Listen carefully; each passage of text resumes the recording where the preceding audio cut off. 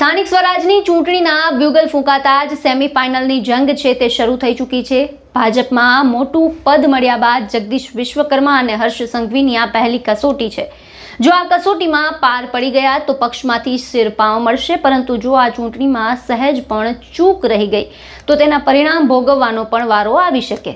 આ મુદ્દે જ વાત કરીશું આ વિડીયોમાં। નમસ્કાર, હું નીલમ ખારેચા, આપ જોઈ રહ્યા છો મહામંથન મંતવ્ય ન્યૂઝ। ગુજરાતમાં સ્થાનિક સ્વરાજની ચૂંટણીમાં જાહેરાત થઈ ચૂકી છે। ગત ચૂંટણીમાં ભાજપનો ભગવો છવાયો હતો, કોંગ્રેસ અને આમ આદમી પાર્ટીના સુપડા સાફ થયા હતા।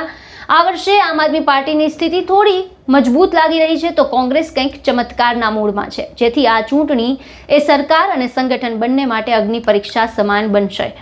સૌથી મોટું દબાણ હર્ષ સંઘવી અને જગદીશ વિશ્વકર્મા પર છે। બંનેને મોટી જવાબદારી મળ્યા બાદ આ પહેલી પરીક્ષા ફાઇનલ પહેલાની સેમીફાઇનલ છે। ગુજરાતમાં 4.19 કરોડ મતદાર 26 એપ્રિલે પોતાના મતાધિકારનો ઉપયોગ કરી એક એવો નિર્ણય લેશે જે આગામી 2027ની સરકારનું ભવિષ્ય છે તે નક્કી કરશે। પહેલાની સ્થાનિક સ્વરાજની ચૂંટણીઓ કરતાં આ ચૂંટણી થોડી અલગ એટલા માટે પણ છે કે અમદાવાદ, સુરત, વડોદરા, રાજકોટ, જામનગર અને ભાવનગર ઉપરાંત નવી બનેલી 9 મહાનગરપાલિકાઓમાં પહેલીવાર ચૂંટણી છે। રાજ્યમાં 15 મહાનગરપાલિકા હોવાથી શહેરી બેઠકોનો પ્રભાવ સ્પષ્ટ જોવા મળશે। ઓબીસી અનામતના કારણે અનેક જિલ્લા અને તાલુકા પંચાયતોનું સીમાંકન પણ બદલાયું છે, જેને કારણે 7253 વોર્ડમાં ચૂંટણી પ્રક્રિયા હાથ ધરાવવાની છે।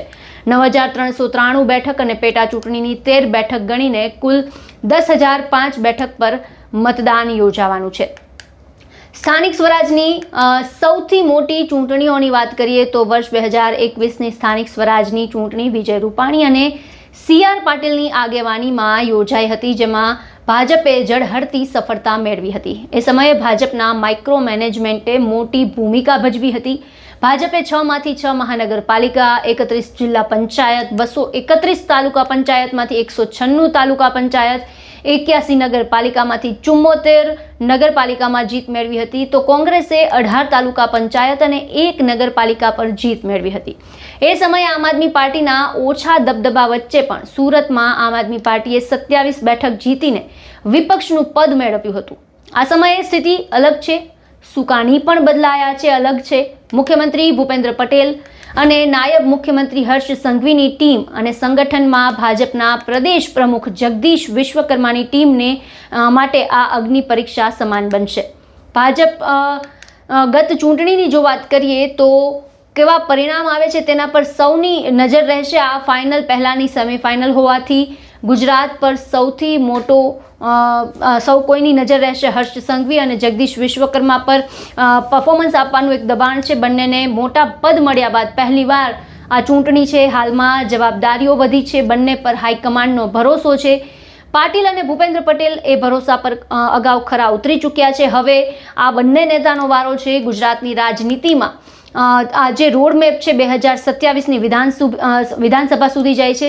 ઉમેદવારોની પસંદગીના ધારાધોરણ જૂના જ રાખવાનો નિર્ણય છે તે લેવાયો છે। જીત નિશ્ચિત હોવાની જે ભાજપમાં એક ચર્ચા છે, તેના કારણે ટિકિટ માંગનારાઓની સંખ્યા પણ વધે તે સ્વાભાવિક છે।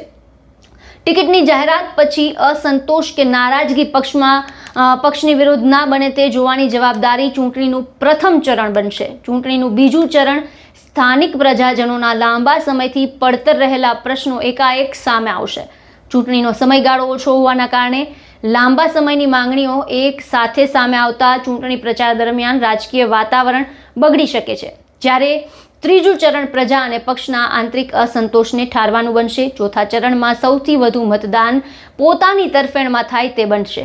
પાંચમું ચરણ જે જગ્યાએ પણ સત્તા મેળવવા ઓછી બેઠકો આવી છે ત્યાં તોડજોડની રાજનીતિ કરવી પડી શકે। આ તમામ ચરણોમાં સરકાર અને સંગઠનની આ વખતે અગ્નિ પરીક્ષા થશે।